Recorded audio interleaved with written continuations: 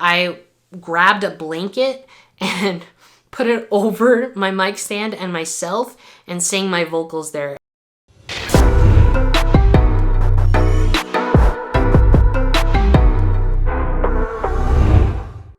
What's up guys, this is Valentina with Bigger Creations, and today I'm answering your questions about vocal recording and vocal processing.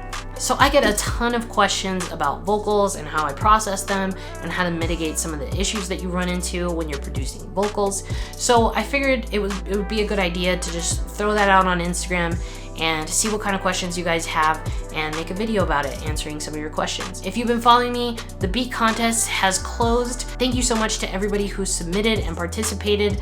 I'm in the process of reviewing all of the submissions. I'm about 50% of the way through. In fact, there were so many submissions that Google actually flagged my account and locked it down. So I'm hoping that within the next 24 hours, my account will be unlocked and I'll be able to finish looking through all of the submissions. My plan is to announce the winners in a YouTube video this Thursday, so don't forget to subscribe and have those notifications on because you're not gonna wanna miss who the winners are on this beat contest. All right, so let's jump into the questions. First question. I always feel like my vocals sound like they're at the bottom of the mix. How do I make them thin and airy? I don't know that you necessarily want them thin. What it sounds like you're looking for is you want a little bit more presence in the high frequencies. So if I'm understanding your question correctly, use an EQ and try to subtract the low frequencies, probably at least all the way to 200 hertz, and then boost some of your high frequencies, but make sure that you're subtracting the frequencies that don't sound very good. You'll probably get some boxy sounding frequencies around 3K and around 300. So make sure you're subtracting around there. But again, it all depends on your actual recording, what room you were in, what microphone you use. So you're gonna wanna make sure that if you're boosting certain frequencies in your vocals, that there aren't too many other competing sounds in that same frequency range. And then as far as it sounding airy, that has a lot to do with your reverb settings and your delay settings. So I have a couple videos on that. If you wanna know a little bit more about reverb and delay settings for your vocals, I'll put a link to it right here. Okay, next question. What are your recommended compression settings for a quiet mic input? So it's really hard to kind of give you a correct answer without actually looking at your recording, but what I would emphasize is use a good compressor, and what I would recommend is using multiple compressors. So don't make one compressor do all of the compression for your vocals.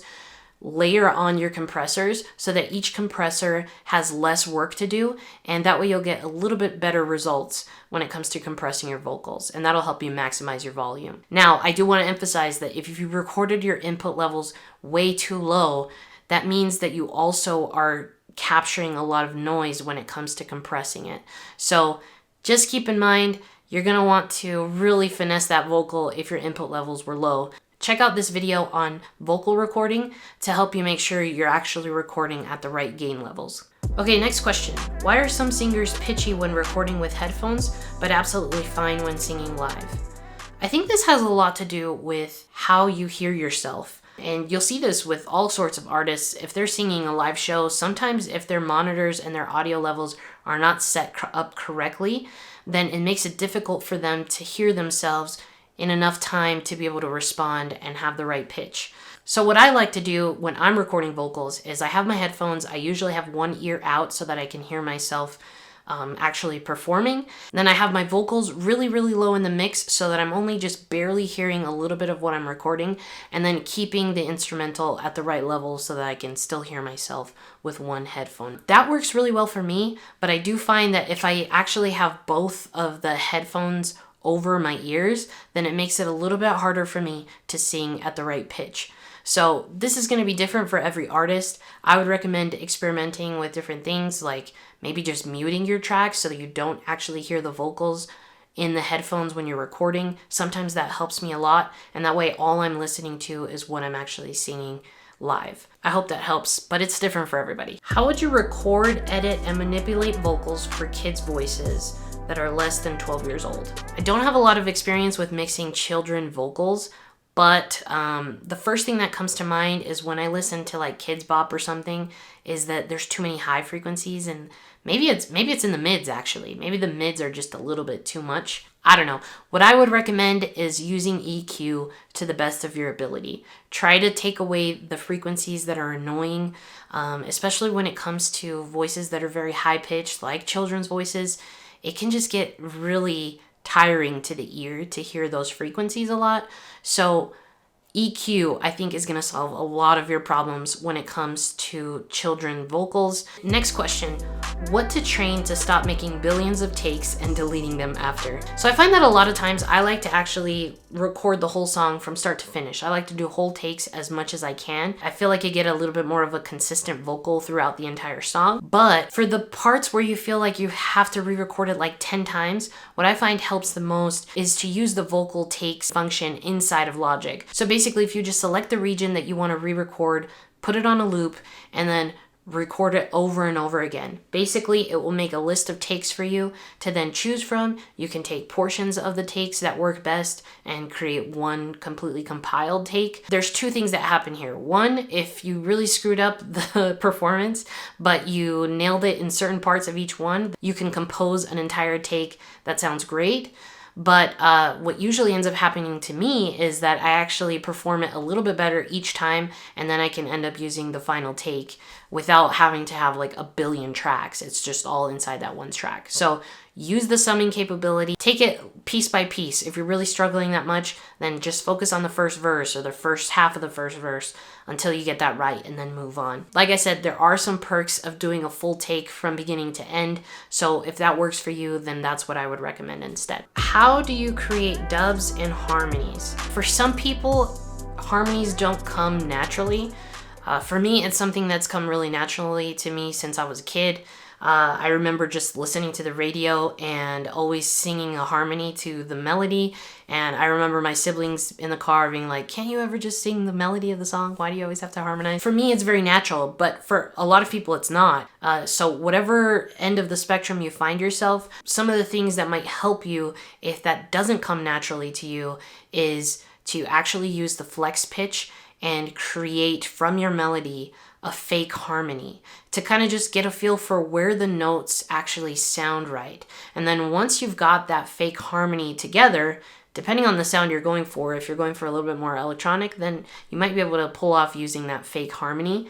In fact, a lot of artists do that, like Billie Eilish and a few others. You don't want to use the fake take, then at least it helps you experiment and figure out what notes actually work as a harmony to the melody, and then you can learn that harmony and then re-record it. As far as how to mix the melodies and backup vocals and dubs, I have a video all about that, so if you want to check out what that vocal chain looks like and the processing looks like, I'll link that up here. Okay, next question. Can we create good enough vocals without a booth? Absolutely. I mean, if any of you guys have seen anything on YouTube, there are so many talented people with just a Rode NT1A and, maybe a couple acoustic panels. Some people don't even have acoustic panels where they're recording their vocals, and you can get amazing results. Honestly, it comes down to making sure that you've got the best performance possible and that you're really using EQ and compression and reverb and treating the vocal the best way possible. Today, with so many tools available and so much more professional gear that's accessible to the average consumer, you can absolutely get a professional recording without having to be in a booth. The only thing that a booth really does is it completely dampens the sound. So you're starting basically with a clean slate where you can completely control your vocal processing. If you're not in a vocal booth, you're gonna have some reverb coming back into the mic potentially. You're gonna have some sounds or frequencies that you need to subtract, literally just to mitigate noise and sounds rather than the vocal. It's totally doable. All you have to do is really understand what your equipment does for you, have a good performance, and then apply everything you've learned. Does it make it a lot easier? Yes, but you don't need a vocal booth to have professional vocals. What mic should I buy to record with? I think this depends on what kind of sound you're going for, what kind of recording you're doing. A good starter mic that I think holds its ground even into the professional range is the NT1A from Rode. That's the mic that I have and I absolutely love it. It works really, really well for vocals, works well for guitars. It's just a really good overall condenser mic. So if you're looking for something that doesn't break the bank but is gonna give you professional quality, I highly recommend that one. What is the simplest way to mix vocals with native plugins or stock plugins? I have a really old video about this. Maybe I'll make a new one, but I'll link the old one here. It's really not that hard to use stock plugins to get your vocals to sound good. Really, all you need to know are the basics is EQ, compression, and then understanding how to do, also de-essing, which is basically compression, but EQ, compression, de-essing, and the proper reverb and delay settings. With those 5 things, you should be able to process vocals with any plugins that accomplish those 5 things. So don't feel like you need to go and buy a whole rack of new plugins. Stock plugins are super powerful, especially inside of Logic Pro. So yeah, I'll link to my old video right here, and then I'll also link to a newer video that kind of breaks down me trying to copy my third-party plugin vocal chain with stock plugins, and you can tell for yourself whether it's worth using stock plugins or not. What EQ frequencies should we listen for? I talked about this a little bit already, but basically you want to make sure that you get rid of the low frequencies that your voice is not occupying, usually around the 200 range. Anything lower than 200, you should probably get rid of it in your vocals. And then usually the frequencies to look out for are around the 3 to 4K range and the 300 range. Usually those frequencies can get a little bit muddy, but sometimes you don't need to subtract EQ from there. So it's all about your recording, your voice, and your microphone, and what the recording ended up picking up. So, but those are, as a rule of thumb, those are good frequencies to kind of take a look at and make sure they're in check. Also the 1K frequency. How many takes do you do? Honestly, I'm not the type of person that does like a billion takes. In fact, if you've been watching my videos, you'll notice I rarely even have more than 1 take in there. And that's because usually I've practiced the song a lot as I'm writing it before I even record it. That just works for me. I tend to kind of focus on the bigger picture. And then once I have the recordings, if I see that there's one phrase or something like that that I don't like, then I go ahead and re-record it. Try to stick to like, 3 solid takes. Panning on double tracks or all centered? I think this is all to preference. You can get some widening effects without having to pan your vocals. I personally rarely pan, but sometimes it just works well with the project. It really comes down to a preference because there are a lot of other things that you can do to make your vocals feel wide that don't involve panning. How do you blend your vocals in the mix? I try to mix it, but land up screwing it up.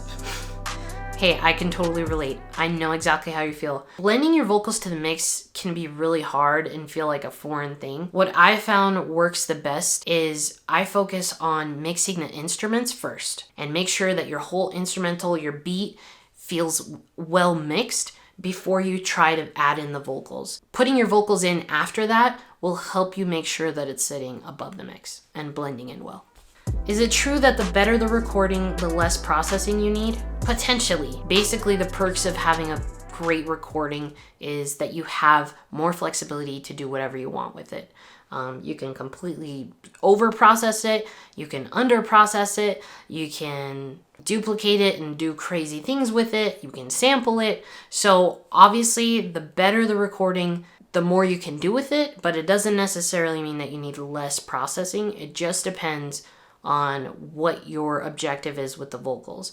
Are they carrying the song, or are they backup vocals? Are they a vocal chop? All that kind of stuff is the types of things that you should be taking into consideration when it comes to your recording. So just because you have an amazing recording doesn't mean that you don't need to process it heavily. It really just depends on what your final product is supposed to look like. Best vocal plugins for beginners? I'm gonna be straight up honest with you. The best vocal plugins for beginners are stock plugins because those are the fundamentals. You learn how to EQ, you learn how to compress, you learn how a de-esser works, and then you mess around with delay and reverb, and you've got solid vocals. You don't need third-party plugins to do that. Obviously, third-party plugins are a thing because they're high quality and they make it a lot easier to accomplish these things, but they're not necessary. Now, if I were to recommend a vocal plugin that is really helpful, that is a third-party plugin, then it's no secret to everyone on this channel, RVox, my absolute favorite vocal compressor. It's a Waves product and super easy to use. I have a video all about it right here. You don't need it. You can use stock plugins and accomplish great things. Third-party plugins just allow you to do that a little bit more easily. That's all. What's the proper level to record your vocals to achieve professional or good quality? I talk about this in my vocal recording video, so I'm gonna link to it here. But basically, it all depends on how loud you're singing into your mic and you'll want to just kind of mess with your knob to make sure that you're not going into any like red or peaking, and you have enough headroom to be able to mix the vocals. So check out that video. It talks a little bit about how I set my levels and my distance from the mic and all of that kind of stuff. My reverb always sounds washy on my vocals. Any tips? The biggest challenge with reverb is the reverb time. People don't really understand that it has to be more of a mathematical calculation for it to sound pleasing to the ear. So I have a video about how to calculate reverb for your vocals to get it perfect every single time, regardless of what kind of song, what genre, or anything like that. Is soundproofing your surroundings necessary? I think it's only necessary if you're literally recording with your microphone up against a hard surface. If, you know, based off of your circumstances, where you can place your mic can't be changed, then that's where you really want to put something to dampen the reflections that are going to echo from your mouth to the wall to then the microphone instead of directly from your mouth to the microphone. I was actually talking to my husband about this the other day. We were in the middle of moving and I had set up my studio temporarily in this room that was completely empty, hardwood floor, hard walls. There was just like a television. It was a big room and there was just a lot of reverb happening. And I remember I grabbed a blanket and put it over my mic stand and myself and sang my vocals there. And I think I spent like 20 minutes singing vocals. And I was so hot under that blanket, but it made a huge difference. And, you know, obviously I was in the middle of moving, so I didn't really have the option to really change my room or, you know, add some dampening to the sound other than that blanket. And it worked. So what I recommend to you is if you can't change your surroundings, then bring something in. Bring a blanket or something. Super ghetto, but it worked for me. You don't necessarily have to have padding on your walls, especially in rooms where there's carpet and furniture, like soft furniture. That absorbs a lot of the sound and reduces some of the reverb.